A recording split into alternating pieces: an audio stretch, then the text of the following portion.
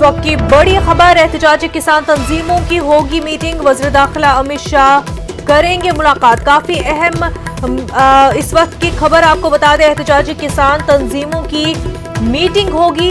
वज़ीर दाखिला अमित शाह किसानों से मुलाकात करेंगे। 13 किसान लीडरों से वज़ीर दाखिला अमित शाह मुलाकात करेंगे। आज किसानों के भारत बंद का मुल्क भर में मिला जुला असर देखने को मिला। वहीं अहम खबर इस वक्त की ये कि वज़ीर दाखिला अमित शाह किसान तंजीमों के लीडरों से मुलाकात करेंगे। आज पूरे मुल्क में किसानों की जानिब से दी गई कॉल, भारत बंद का मिला जुला असर देखने को मिला। वहीं अब वज़ीर दाखिला अमित शाह 13 किसान लीडरों से मुलाकात करेंगे। आपको बता दें, भारत बंद की तमाम ऑपोजिशन पार्टियों ने हिमायत की। पूरे मुल्क में ऑपोजिशन पार्टियों ने भारत बंद के हवाले से प्रोटेस्ट किए। वहीं इस वक्त की अहम खबर, 13 किसान लीडरों से वज़ीर दाखिला अमित शाह मुलाकात करेंगे।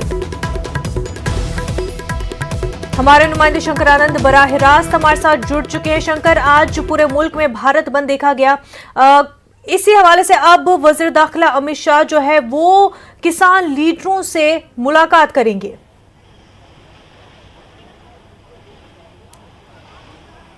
देखिए, किसानों के साथ आज महत्वपूर्ण जो बैठक होनी थी, शुरुआती तौर पे जानकारी मिली थी कि अमित शाह के आवास पे होगी, लेकिन इन वक्त पे जो लोकेशन है बैठक का वो उसमें तब्दीली की गई।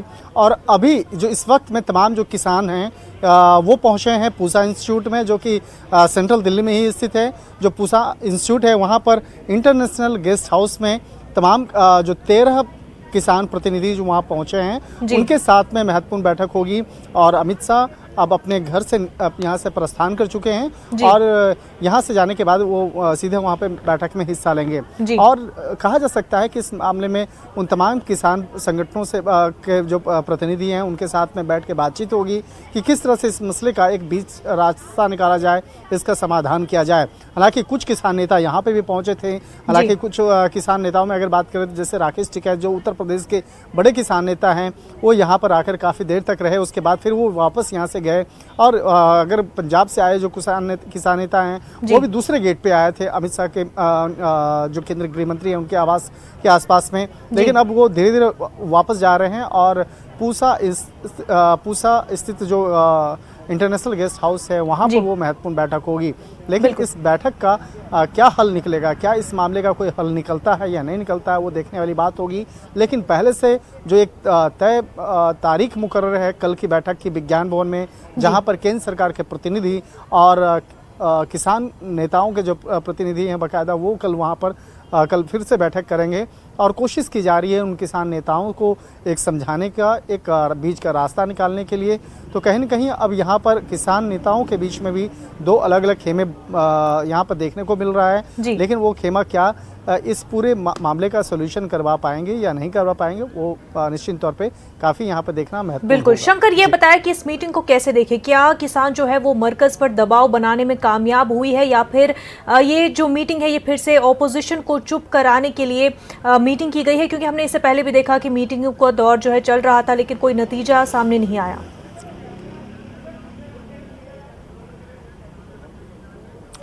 निश्चित तौर पे पाँच दौर की बैठक हो चुकी है केंद्र सरकार के प्रतिनिधि और किसानों के प्रतिनिधियों के बीच में, लेकिन कोई हल नहीं निकला। लेकिन एक कयास जरूर लगाया जा रहा था कि एक सकारात्मक तरीके से बातचीत हो रही है और केंद्र सरकार कई फैसलों पे मानने के लिए तैयार है। लेकिन उन्हीं फैसलों में किसानों का कहना है कि जब तक इस मामले पर वो कानून को वापस नहीं लिया जाएगा तब तक वो मानने वाले नहीं हैं। लेकिन इस मामले में केंद्र सरकार के जो प्रतिनिधि हैं, जो उनके मंत्री हैं, वो साफ तौर पे कह रहे थे कि वो जो कानून है जिसमें वो उनको असुविधा हो रही है, दिक्कतें हो रही हैं, उसमें तब्दीली करने के लिए वो तैयार हैं। और इन तमाम मामलों पर इसी बात को लेकर फिर से एक जो महत्वपूर्ण बैठक कल के लिए मुकर्रर किया गया है। लेकिन उसके पहले केंद्रीय गृह मंत्री पहली बार किसानों से मिलने के लिए, बातचीत करने के लिए जो एक बैठक तय हुआ है और आज पहली बार किसान के प्रतिनिधियों के बीच में आपस में बैठ करके बातचीत करके कोशिश किया जाएगा इस मामले का एक समाधान निकाला जाए। अगर राजधानी दिल्ली और हरियाणा के बॉर्डर इलाके की बात करें तो वहाँ पर जिस तरह के हालात बन रहे हैं, जिस तरह से वहाँ पर काफ़ी दबाव बन रहा है, तो राजधानी दिल्ली की जो कानून व्यवस्था है कहीं न कहीं उस पर भी असर हो सकता है। और आज देर रात में यहाँ से रवाना होने के पहले मैंने तकरीबन 30 से 35 मिनट पहले गृह मंत्री अमित शाह अपने आवास पर दिल्ली पुलिस के मुखिया यानी कि जो कमिश्नर हैं पुलिस कमिश्नर, उनके साथ में एक महत्वपूर्ण बैठक किए थे और किस तरह से राजधानी दिल्ली की सुरक्षा व्यवस्था को और ज़्यादा चुस्त दुरुस्त किया जाए और इसके साथ ही किस तरह से यहाँ पर कानून व्यवस्था को और ज़्यादा मजबूत किया जाए, इसके लिए एक महत्वपूर्ण बैठक हुई है। इसी बैठक के बाद केंद्रीय गृह मंत्री अमित शाह यहाँ से निकल के पूसा इंस्टीट्यूट के लिए रवाना हुए और वहाँ पर जाने के बाद किसानों के साथ में बैठ के अब औपचारिक तौर पर वार्ता जो है थोड़ी देर में शुरू हो जाएगी। ये बताएं शंकर की मीटिंग तो होनी है क्या, लेकिन मरकज की हुकूमत जो है क्योंकि उनका एक स्टैंड रहा है कि एमएसपी को नहीं हटाया जाएगा और किसानों का साफ तौर पर है कि जिस तरह से प्ले कार्ड्स भी लिए हुए थे किसान पिछली मीटिंग में कि येस और नो, यानी कि उनको साफ तौर पर चाहिए कि ये कवानीन हटा दिए जाए वरना वो एहतजाज से हटेंगे नहीं। तो क्या मरकज की हुकूमत इसके लिए तैयार है?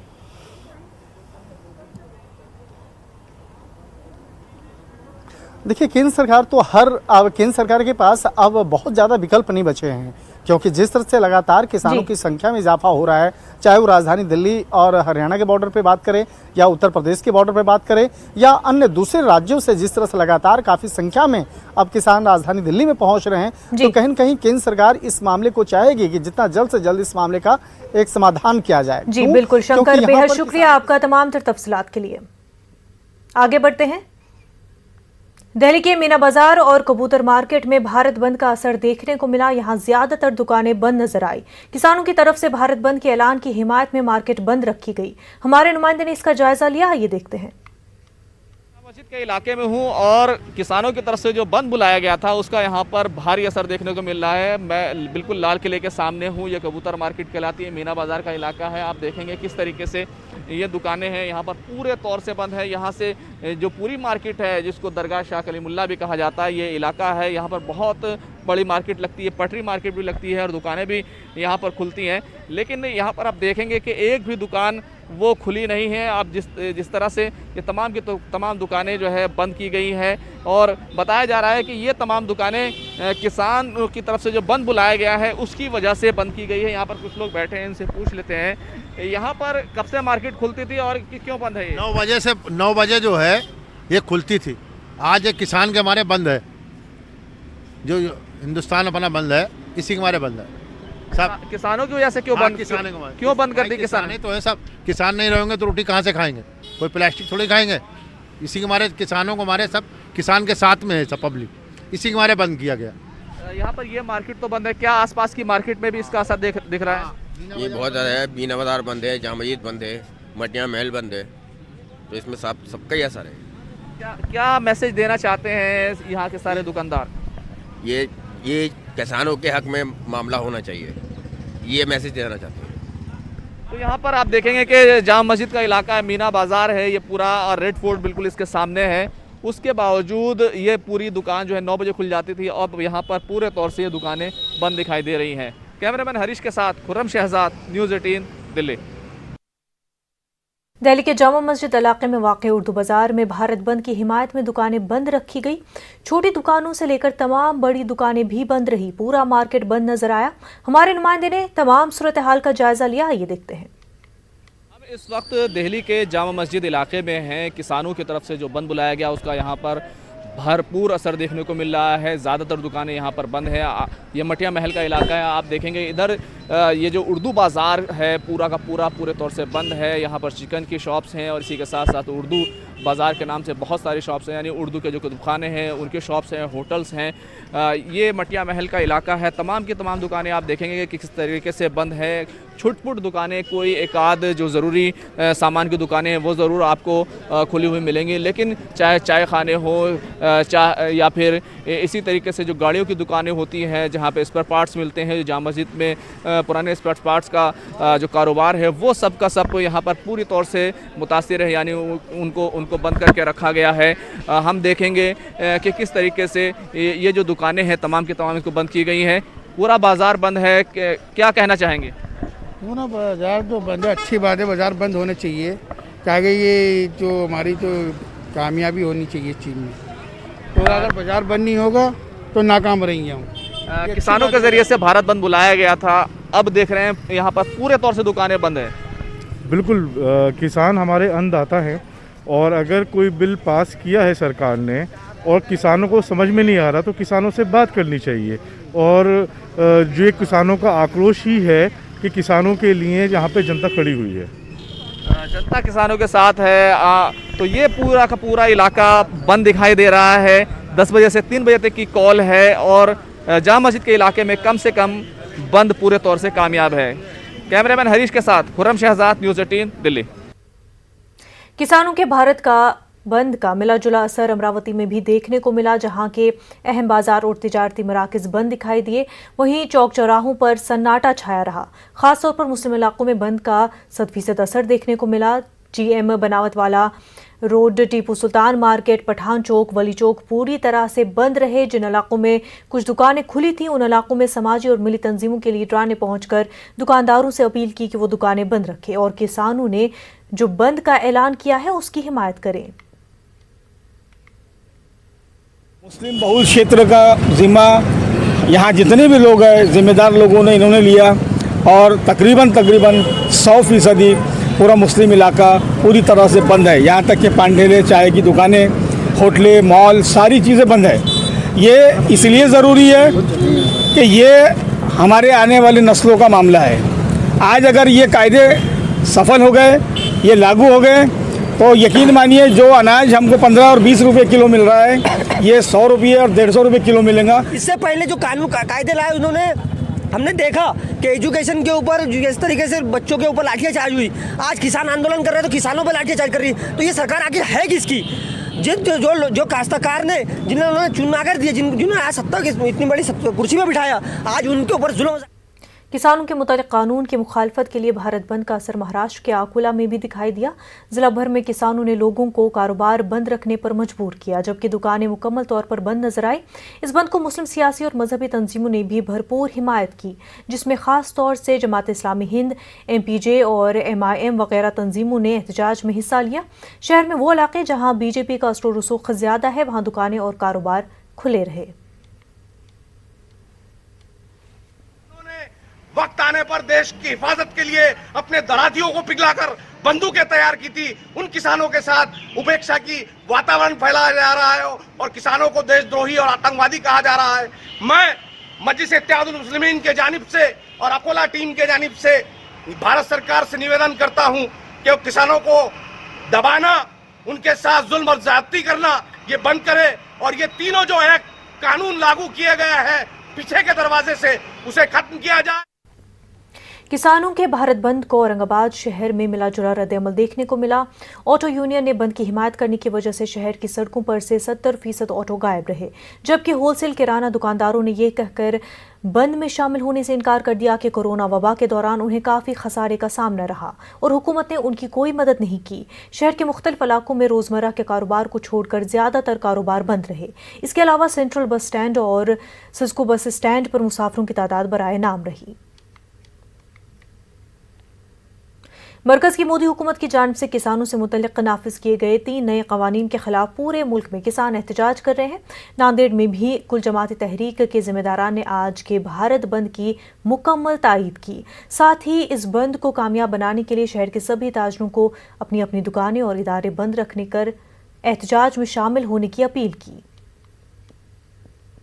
दिनों में और इन औकात के अंदर जो है किसान भाइयों का साथ दे और पूरी अंदाज में जो है हम किसानों का साथ देकर जो है इस बात को साबित करें कि हम ये बिल जो किसान मुखालिफ बिल लाया गया है इसकी हम जो है तो पूरी पुरजोर मुखालिफत करते हैं और हम किसान भाइयों के साथ हैं। हम हुकूमत को बता देना चाहते हैं कि इस मामले में हम हुकूमत की बात को तस्लीम नहीं करेंगे और हम किसान भाइयों के साथ जो है कंधे से कंधा मिलाकर चलेंगे और जब तक ये बिल वापस नहीं लिया जाता और किसानों की तमाम मांगे पूरी नहीं की जाती, हम जो है अपना एजिटेशन जो है जारी रखेंगे। कांग्रेस लीडर सलमान निजामी ने आज सिंघू बॉर्डर का दौरा किया, जहां किसान सरापा एहतजाज है। निजामी ने किसानों में मुनासिब खाने और दीगर सामान की फराहमी को यकीनी बनाया।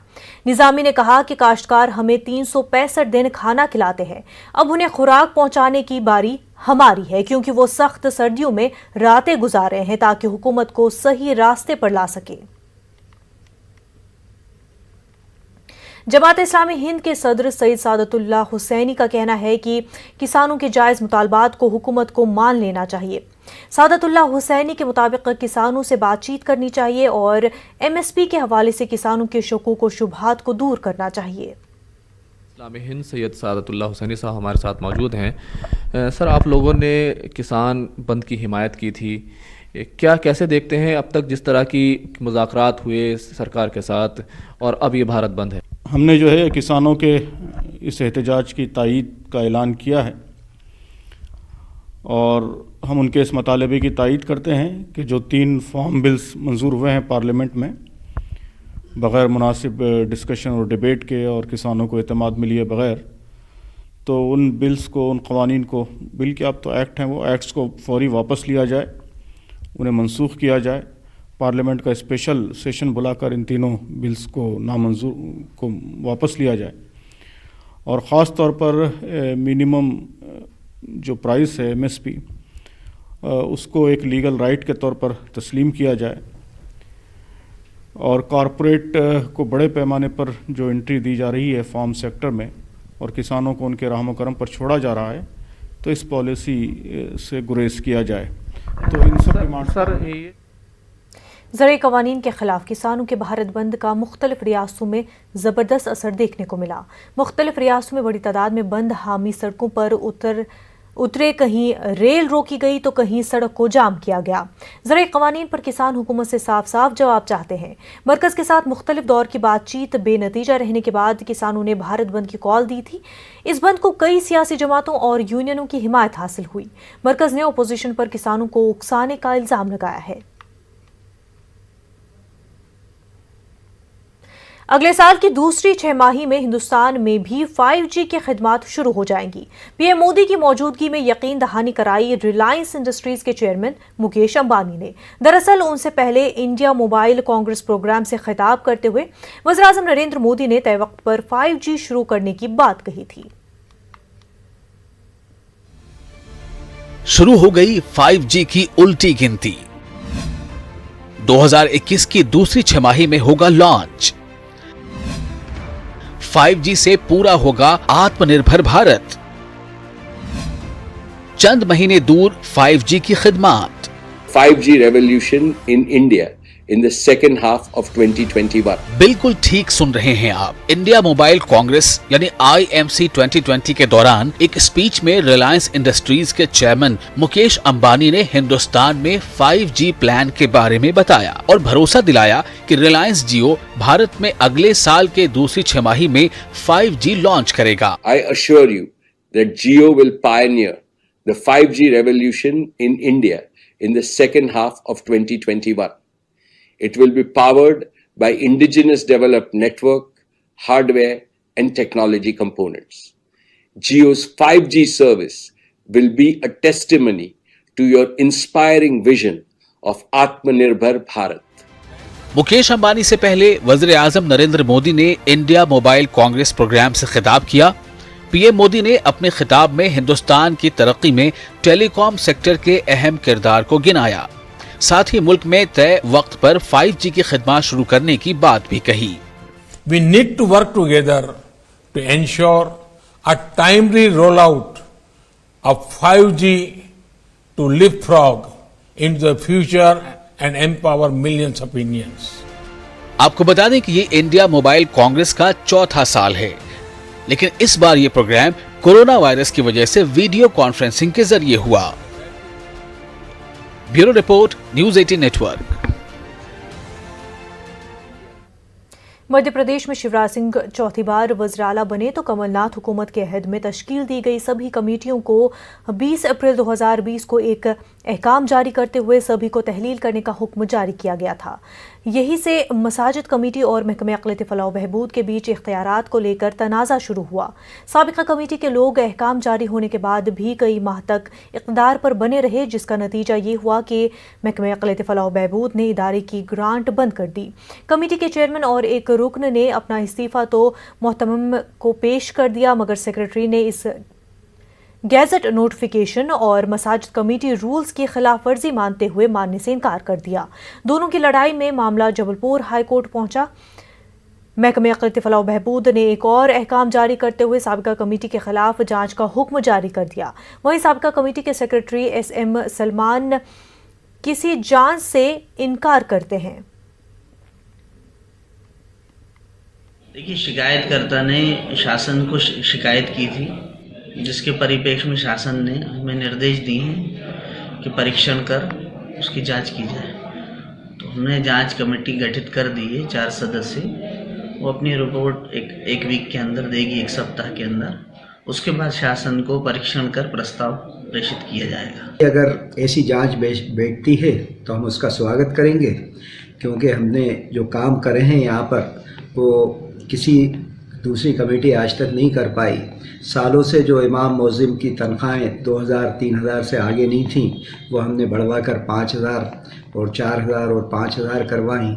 उन्हीं की प्रोटेस्ट हम कर रहे थे, जिसकी वजह से ये कमेटी भंग की गई थी। बार बार हम गवर्नमेंट के ऊपर दबाव डाल रहे थे। जो हमारे अधिकारी थे उनसे बात कर रहे थे तो उनको ये बुरा लगता था कि आप बार बार फ़ोन क्यों करते हैं। तो सिर्फ वही वजह रही कि ये इमाम मौज़िन की जो सिर्फ 5000 कलेक्ट्रेट रेट से भी कम 5000 रुपये कम जिनको मिल रहा है, उनके 5000 भी उनसे बर्दाश्त नहीं हुए थे और 2000 से 5000 हमने करवाई। अगर ये कोई जुर्म है और ये भ्रष्टाचार में आता है या कोई ऐसी गलत चीज़ करी है हमने, हमारे खिलाफ खूब जम के जाँचें करवाई है, जो दिल चाहे करिए। ये अगर अपराध है तो ये अपराध हमने करा है। उर्दू के मारूफ कॉलम निगार और सीनियर जर्नलिस्ट ज़हीरुद्दीन सिद्दीकी का इंतकाल हो गया। उनकी उम्र 65 साल थी। मरहूम की नमाज जनाजा जामा मस्जिद बड़ी लेन में अदा की गई और तदफीन चेते खाना कब्रिस्तान में अमल में आई। ज़हीरुद्दीन सिद्दीकी का शुमार औरंगाबाद के उन सहाफ़ियों में होता है जिन्होंने हसास मौज़ूआत को बड़ी संजीदगी से पेश किया और अपने कलम से कौम मिल्लत की रहनुमाई का फरीज़ा अंजाम दिया। पिछले 4 दहाइयों से उनका कलम कभी रुका नहीं। उर्दू का ऐसा कोई अखबार नहीं जिसमें ज़हीरुद्दीन सिद्दीकी के मज़ामीन शाया न हुए हो। उनके इंतकाल पर सहाफ़ती, अदबी और मिली हल्कों में रंजो गम का इजहार किया जा रहा है। सिद्दीकी साहब का जब भी नाम आएगा उर्दू सहाफ़त में क़द्र की निगाह से देखा जाएगा और एहतराम से लिया जाएगा। उसकी वजह ये थी कि ज़हीरुद्दीन सिद्दीकी साहब ने जब अपनी सहाफ़ती कमालात बताना शुरू किए, उस वक्त आज के जैसे हालात नहीं थे। उसके अलावा हिंदुस्तान भर के मुख्तलिफ़ अखबारात में ज़हीर भाई के जो कॉलम छपते थे वो लोग इंतज़ार करते थे, क्योंकि उसमें दर्द होता था, मिल्लत का कर्ब होता था, उर्दू वालों की आवाज़ थे ज़हीर भाई। वो एक निडर सहाफ़ी थे और औरंगाबाद में वाकई औरंगाबाद को ये फ़ख्र हासिल है कि वो एक पहले PhD वाले सहाफ़ी थे जिन्होंने औरंगाबाद में सहाफ़त पे PhD की।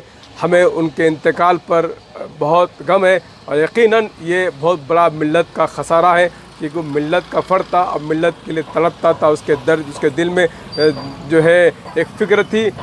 मेरा उनसे अल्लाह का शुक्र ये है कि बहुत क़रीबी ताल्लुक़ रहा और मुझे इस बात की खुशी है कि इतना सिंसियर आदमी की, इतने कमिटेड आदमी की मुझे सोबत हासिल रही।